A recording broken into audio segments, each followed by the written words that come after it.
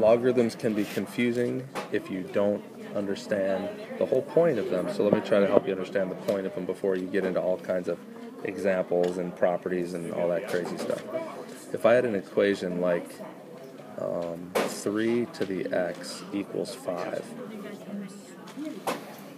up to this point in your life, you don't know how to solve that equation, other than just kind of guesstimating. What do you think the answer is going to be probably close to?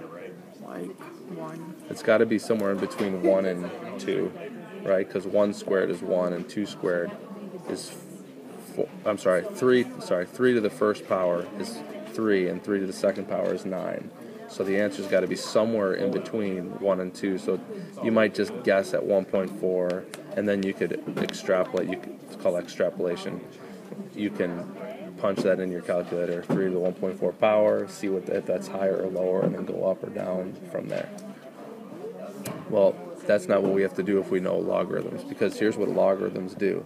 A logarithm says the log base 3 of 5 equals x.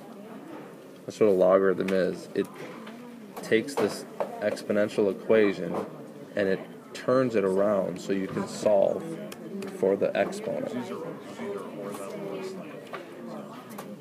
And so if you took your calculator and you punched in, some calculators have a log base x of y function, or you could just do a change of base, log of 5 over log of 3, and you would get that exact answer. You'd get 1 point, whatever that number happens to be. Wait, so like log of 5 over log of 3 is the same thing as log base 3 of 5? Yes. That's a change of base formula right there. I threw a couple extra formulas in there. But what is a logarithm? So literally what a logarithm is, the log base 3 of 5 literally means, it means 3 to what power equals 5. That's what that means.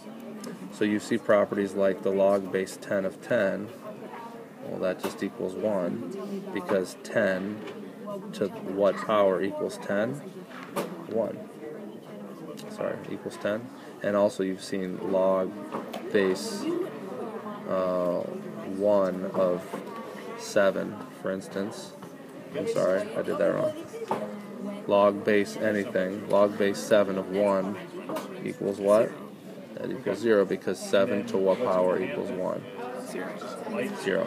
And that's what a logarithm is. It's just it's basically a way to solve an exponential equation. It's a way that gets the variable out of the exponent. And then all the properties that you see are related to the properties of exponents, including my favorite property, log base 3 of, let's say, log base 3 of x to the 2.